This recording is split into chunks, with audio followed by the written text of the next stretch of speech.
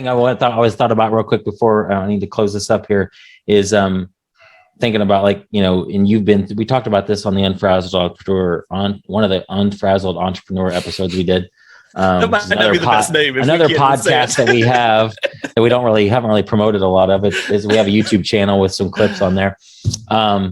But you know, I've said last week in my newsletter, I've had a rough year. My father-in-law passed in July of last year, my dad in January, and then my brother-in-law just a few days ago. And of course, you've had, you know, your really close real estate friend pass. And so I feel like I've kind of been in a funk over the last few months. Things have not gotten done in my business that need to get done.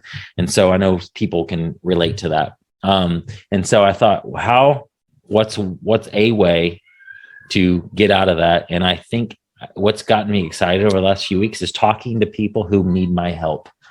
And it's going and getting my mind off of myself and who can I help? Who can I serve? Like our friends, Eric and Keith, who are the ministers that we want to, another idea is we want to help them with their podcast.